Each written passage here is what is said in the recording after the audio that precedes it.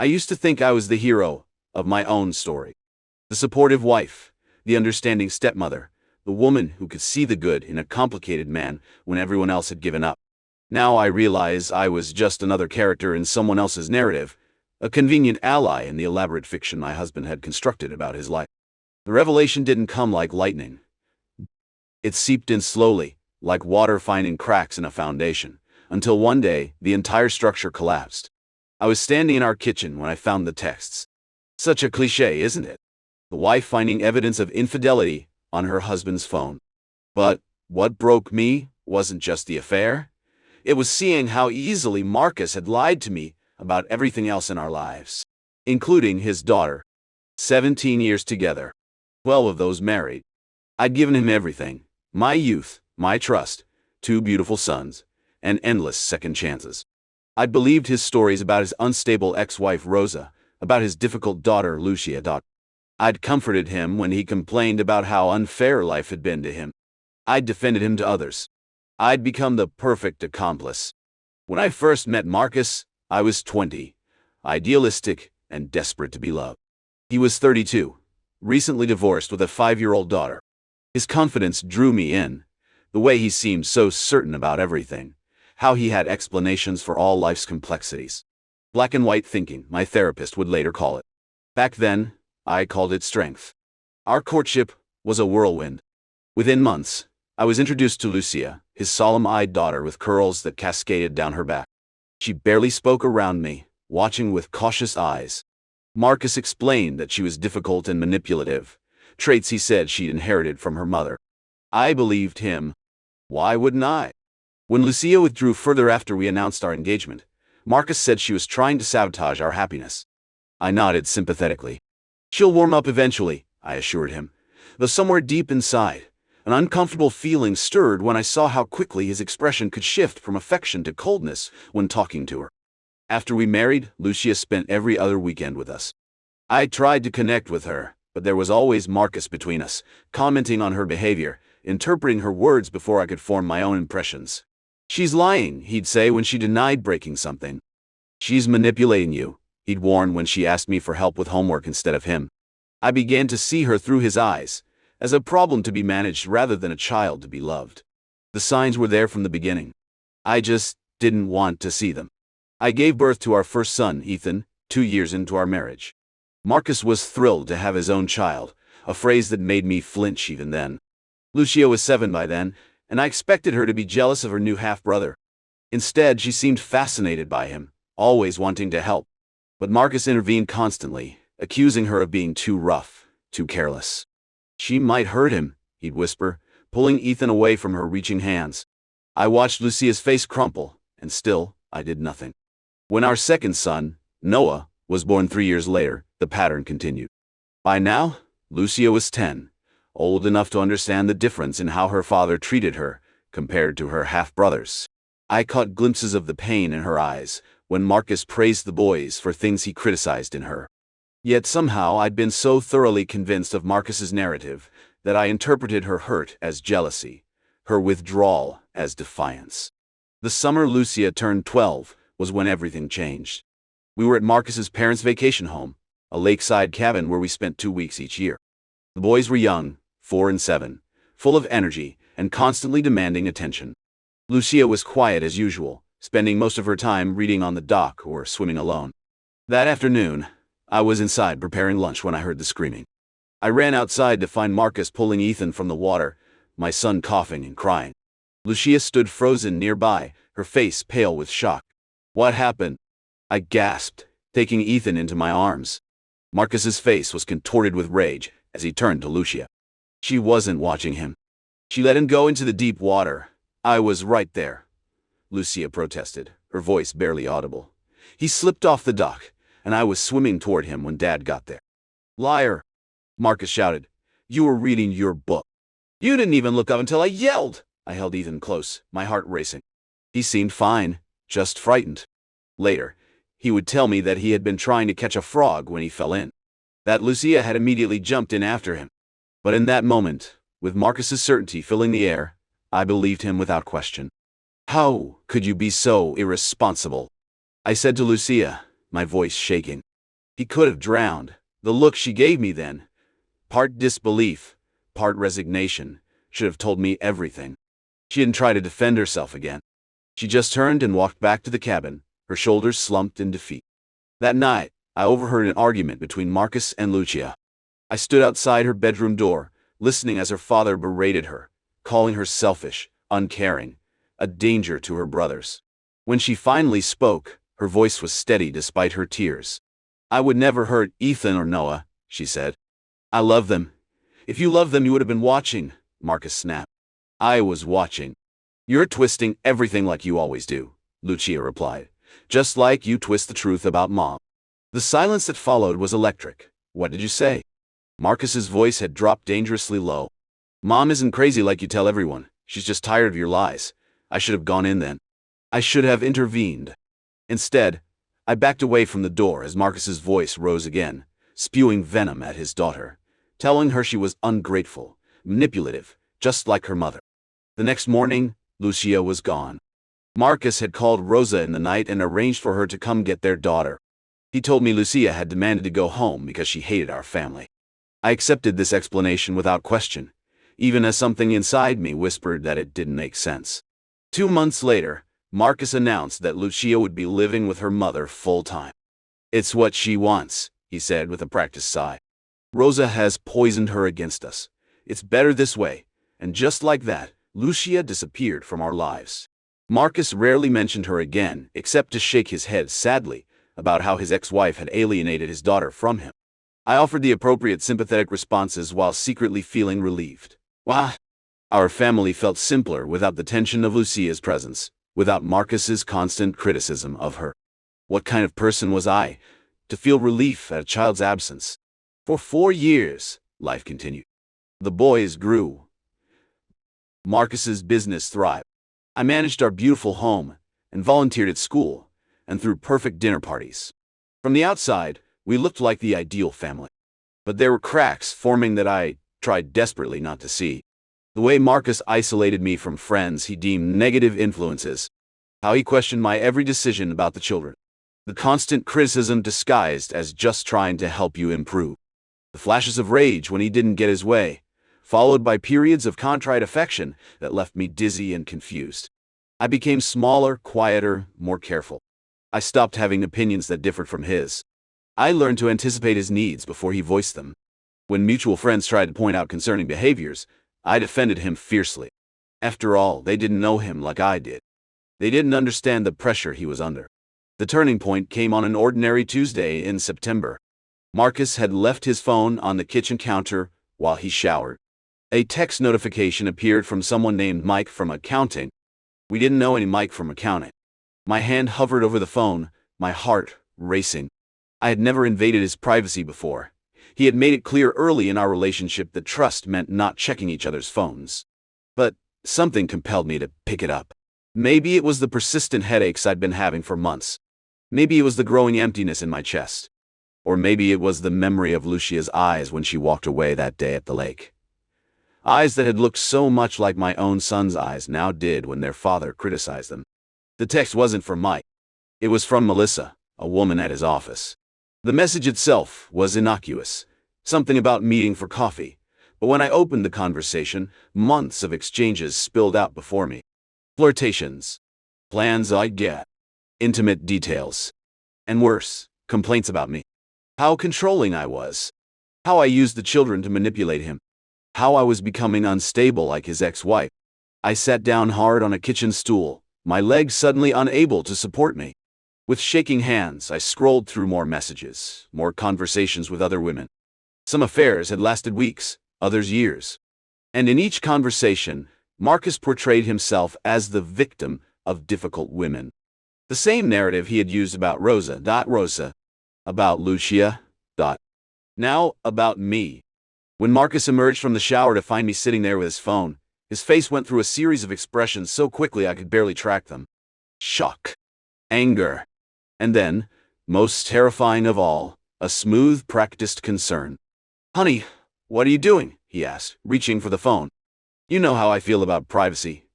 Who's Melissa?" My voice sounded strange to my ears, distant and hollow. He sighed deeply, his shoulders slumping in apparent resignation. I was going to tell you. She's just a colleague who's been going through a tough time. I've been counseling her through her divorce. The lie was so smooth, so practiced, that for a moment I almost believed him despite the evidence in my hands. This was what he did. He told stories so convincingly, the reality itself seemed to bend around his words. "You're sleeping with her," I said, not a question but a statement. "And with others." His strategy shifted instantly. "If I've sought comfort elsewhere, you have to ask yourself why," he said, his voice taking on that reasonable tone I knew so well. "You've been distant, preoccupied with the kids. A man has needs." I stared at him, really seeing him, perhaps for the first time in our marriage. This skilled manipulator who could twist any situation to make himself the victim.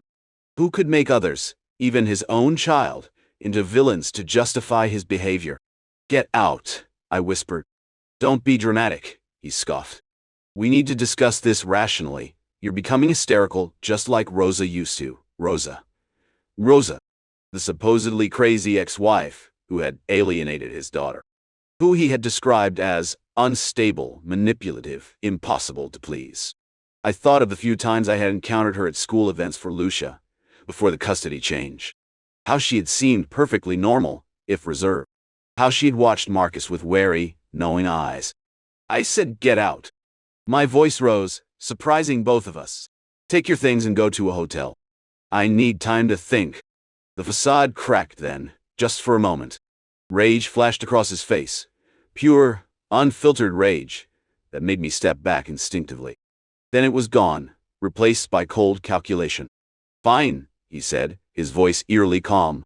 "But remember, this house is in my name. My business pays for everything. The boys need their father. Think very carefully about your next move." After he left, I sat motionless in the kitchen for hours. The threats were clear. The boys. The house. Financial security. Everything I had built my life around was in his control. I had allowed it to happen, had found it easier to let him manage everything, while I focused on creating a perfect home. But something had broken open inside me that couldn't be repaired.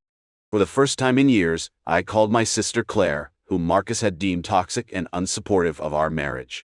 We hadn't spoken properly in nearly 2 years.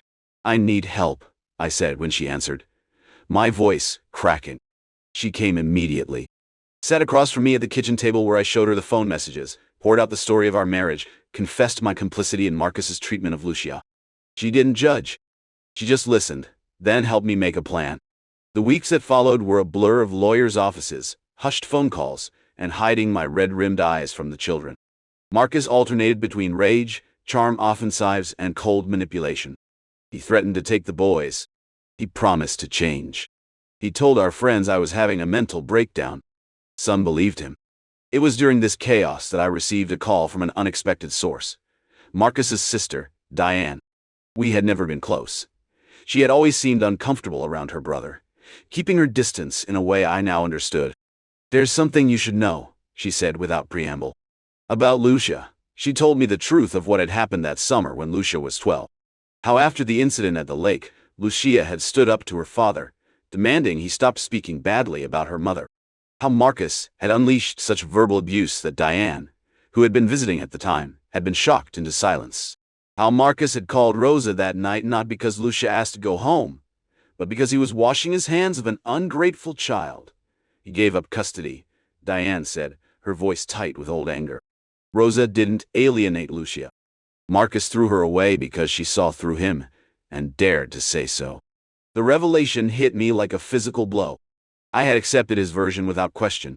Had been complicit in the abandonment of a child who had only spoken the truth. My stepdaughter, a girl I had once promised to care for. How is she? I asked, barely able to form the words. She's 16 now. What? Living with Rosa in the city. She's doing well, all things considered. Diane paused. She asks about the boys sometimes. After we hung up, I sat with the phone in my hand for a long time. Then I did something I should have done years ago. I looked up Rosa's number and called her. Our conversation was stilted, uncomfortable. But she wasn't the unstable woman Marcus had described. She was articulate, cautious, clearly protective of her daughter. When I asked if I could speak to Lucia, she hesitated. "That's not my decision to make," she said finally. "She's old enough to choose whether she wants contact with you. I'll ask her and let you know." 2 days later, I had Lucia's number. My hands trembled as I dialed, uncertain what I could possibly say to this girl, no, young woman now, whom I had failed so completely. She answered on the third ring. "What do you want?" Her voice was lower than I remembered, with an edge that hadn't been there before. "I left your father," I said, the words tumbling out. "I know, the Chismoses told me." There was no warmth in her voice. "Ha!" I was thrown by the unfamiliar word. "Never mind, what do you want?" she repeated. "I want to reconnect," I said, the prepared speech I'd rehearsed abandoning me. "Are you going to apologize?" she asked bluntly. "For what?"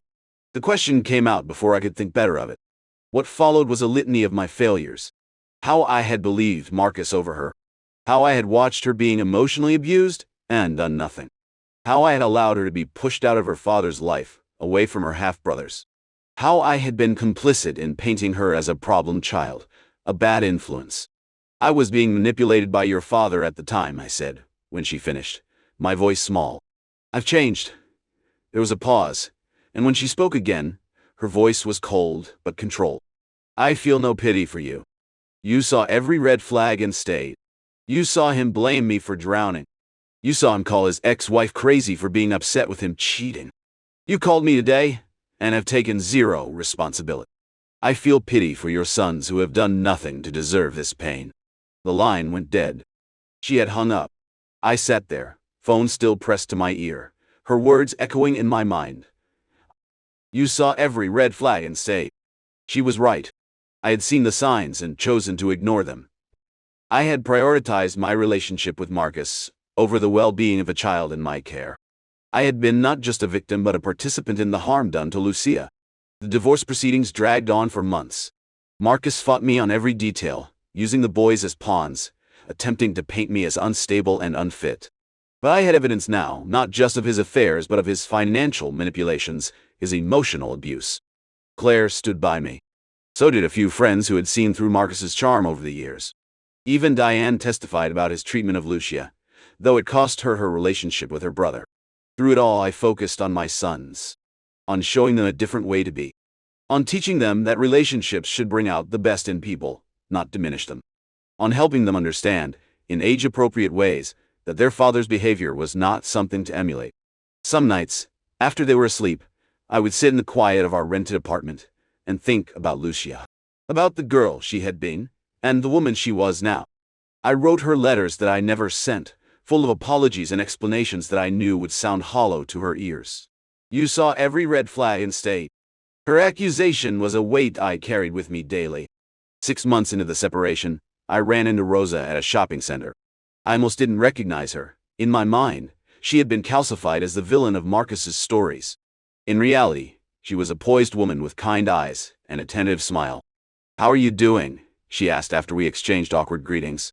"I'm surviving," I answered honestly. "How's Lucia?" Rosa's expression softened. "She's strong, doing well in school, thinking about colleges." I nodded, fighting back tears. "I'm glad. I'm so sorry for..." She held up a hand. "The person who owes her apologies is Marcus, not you. But he'll never give them." "I was an adult," I insisted. "I should have seen what was happening." "He's very good at what he does," Rosa said simply. It took me years to see it clearly myself. Before we parted, she touched my arm gently. "Give her time. Lucia has a big heart, but she's learned to protect it fiercely." I didn't tell her about our phone call, about how thoroughly Lucia had rejected my attempt at reconciliation. I didn't need to. Rosa understood better than anyone what it was to rebuild a life after Marcus had torn it apart. A year after I found the text on Marcus's phone, the divorce was finalized. I received joint custody of the boys, a fair financial settlement, and the chance to start over. Marcus had already moved in with his latest girlfriend, a woman 10 years his junior with a trusting smile that made my heart hurt. I wondered how long it would take before she saw the truth behind his facade. I moved us to a modest house across town, found a part-time job that let me be home when the boys got out of school, and started therapy to unravel the knots Marcus had tied in my sense of self. Slowly, I began to recognize the woman in the mirror again. The boys visited their father every other weekend. They would return subdued, confused by the difference between the two households. In Marcus's world, there were still clear heroes and villains. In ours, there was room for complexity, for mistakes, and forgiveness, for growth. On Ethan's 10th birthday, I asked if he wanted to invite anyone special to his party. He thought for a moment, then said, "Can we invite Lucia?" His request caught me off guard. "Do you remember her?" I asked carefully. He had been only 7 when she left our lives. He nodded. "Dad showed us old pictures once. He said she was our sister, but she didn't want to be in our family anymore." His face scrunched up in confusion. "But that doesn't make sense. Why wouldn't she want to be our sister?" Out of the mouths of babes. I sat down next to him, choosing my words carefully. "That's not exactly what happened, honey. Lucia loved you and Noah very much. Adults, your dad and I made mistakes that made it hard for her to be part of our family. It wasn't her choice. Could we try again?" he asked with the simple directness of children. "I'd like to know my sister." That night, after much deliberation, I sent Lucia a text. I didn't expect a response. It had been nearly a year since our phone call, with no contact since. "Ethan is turning 10 next weekend. He asked if you might come to his party. No pressure at all, but you're welcome if you'd like to see him and Noah. They miss you, even though they barely remember you. I understand if it's too much." 3 days passed with no reply. I prepared myself to explain to Ethan that his sister wasn't ready to see us. Then my phone pinged. "What time? Well, and what does he like now?" I stared at the message, hardly daring to breathe. It wasn't forgiveness. It wasn't reconciliation. But it was a tiny crack in the wall between us, a wall I had helped to build. 8:02 p.m., Saturday, ... He's into space and dinosaurs. Especially if they're combined somehow. Thank you for considering it. Her reply came faster this time. I'll be there. Why, I'll be there. For Ethan and Noah. Not for you. Fair enough. More than fair, given everything. I would take what she was willing to give, and be grateful for it. The day of the party arrived, and I was a nervous wreck. The other children, Ethan's friends from school, were running around the backyard playing some elaborate game involving water balloons and pirate rules. The parents chatted amiably, most of them new friends I'd made since the divorce. People who knew me as I was now, not as Marcus's wife. When the doorbell rang, my heart leapt into my throat. I opened the door to find Lucia standing on the porch, a carefully wrapped gift in her hands. She had grown taller, her curls cut into a stylish bob. Her eyes, so like Marcus's in color but so different in expression, regarded me warily. "Hi," I said, my voice barely above a whisper. "Thank you for coming," she nodded stiffly. "Where are they?" I led her to the backyard where Ethan spotted her immediately. He froze for a moment, then broke into a run, stopping just short of hugging her. "Are you Lucia?" "I'm Ethan. Do you remember me?" Something in her face softened as she knelt down to his level. "Of course I remember you. You used to follow me around asking, why about everything." He beamed. "I still do that. Mom says I'm going to be a scientist." Noah approached more cautiously, partly hiding behind me. He had been only 4 when Lucia left, too young to have clear memories of her. "This is Noah," I said gently. "Noah, this is your big sister Lucia." "Half-sister," Lucia corrected, but there was no edge to her voice as she smiled at Noah. "Hi there, I like your dinosaur shirt." Noah's face lit up. "Do you like dinosaurs too?" "Who doesn't?" she replied, and just like that, the ice was broken. I left them to get acquainted, retreating to the kitchen on the pretense of getting more snacks. Through the window, I watched as Lucia sat cross-legged on the grass, both boys now chattering away to her. She listened attentively, laughed at something Ethan said, helped Noah adjust his party hat. It was both beautiful and painful to witness, this glimpse of what our family could have been if I had been braver, more observant, less willing to accept Marcus's version of reality. Later, as the party wound down, and guests began to leave, Lucia approached me in the kitchen where I was packing away leftover cake. "They're good kids," she said. "You're doing a good job with them." "Thank you," I said, fighting back tears at this unexpected kindness. "I'm trying to do better, to be better." She studied me for a long moment, her expression unreadable. "Why did you really call me that day, after you left him?" The question caught me off guard, but I owed her honesty. "Because I finally understood what had happened. Diane told me the truth about why you left. About what he said to you. about how I stood by and let it happen. I met her eyes directly. I wanted to apologize, but I didn't know how. I still don't. Lucia's jaw tightened. You believed him over me. Every time. Yes, I admitted. I did. There's no excuse for that. He's very convincing, she said after a pause, echoing her mother's words. He made me doubt myself for years. Made me think I was the problem. You weren't, I said firmly. You were just a child caught in his web. We all were, in different ways. She glanced out the window to where the boys were helping Claire clean up the yard. They're going to need someone to tell them the truth as they get older. He'll try to turn them against you, you know. It's what he does when he can't control someone anymore. The thought sent ice through my veins. But I knew she was right. I'll protect them as best I can. I won't let them go through what you did. Lucia picked up her purse, signaling that she was ready to leave. I'd like to see them sometimes. If that's okay. Not here. Maybe at a park or something. Of course, I said quickly, anytime. They would love that. At the door, she paused. I haven't forgiven you, she said quietly. I don't know if I can. I understand, I replied, meaning it. You don't owe me forgiveness.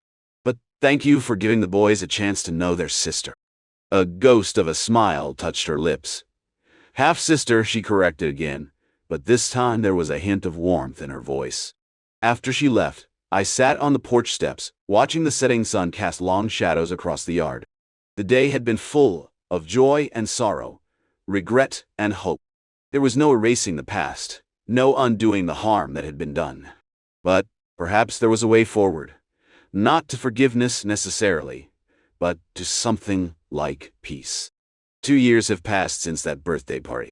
Lucia is now in college, studying psychology with plans to become a counselor for children of divorce. She sees the boys regularly, takes them for ice cream, helps with homework, attended Noah's school play. Our relationship remains complicated.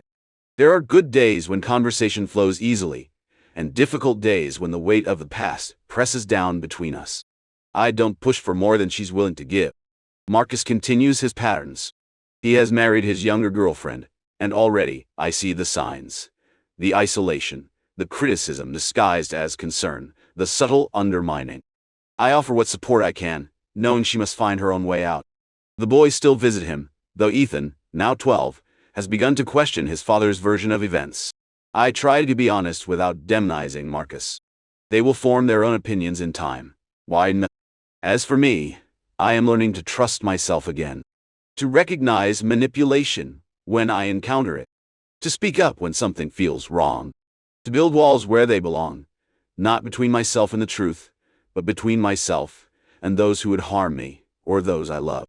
Sometimes I think about that day in the kitchen when I found Marcus's phone. How close I came to believing his lies again. How easily I might have continued living in the fiction he had created. The thought terrifies me still. But then I remember Lucia's words on the phone. You saw every red flag and stayed. Hard words, true words. Words that forced me to confront my own responsibility in what happened.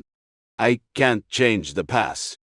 Can't undo the years I spent enabling Marcus's treatment of his daughter. Can't erase the pain of a child who needed an adult to stand up for her and found none. Those failures are part of me now, scars I carry as reminders of what happens when we choose comfort over courage. What I can do is live differently now. Can teach my sons to recognize manipulation and stand against it. Can support Lucia from a distance as she builds her life. Can tell the truth, always, even when it's difficult to hear. The walls we build to protect ourselves often become our prisons. I lived behind walls of denial for years, telling myself stories about my marriage, my husband, my stepdaughter, that allowed me to sleep at night. It took losing almost everything to realize that real safety isn't found in walls but in truth. The hard, uncomfortable truth that forces us to grow. I don't know if Lucia will ever fully let me into her life. I don't know if she should. What I do know is that she was right about those red flags. I saw them all, and chose to look away. I won't make that mistake again. Not for my sake. Not even for Lucia's sake, though I would give anything to undo the harm I helped cause her. But for my sons, who deserve to grow up with a mother, who sees clearly, and speaks truthfully. Who deserve to know their sister without the distortions of their father's narratives. Who deserve to learn that love doesn't mean enabling harmful behavior or accepting comfortable lies. In the end, This isn't a story about redemption or forgiveness. Those are luxuries I haven't earned. You. It's a story about consequences. About the slow, painful work of dismantling the walls we build around uncomfortable truths. About learning to live with the knowledge of our failures while refusing to be defined by them. But it's about waking up each morning and choosing to see clearly, even when clarity brings pain. Because the alternative, the comfortable blindness I lived in for so many years, costs too much. I know that now. I will never forget it again.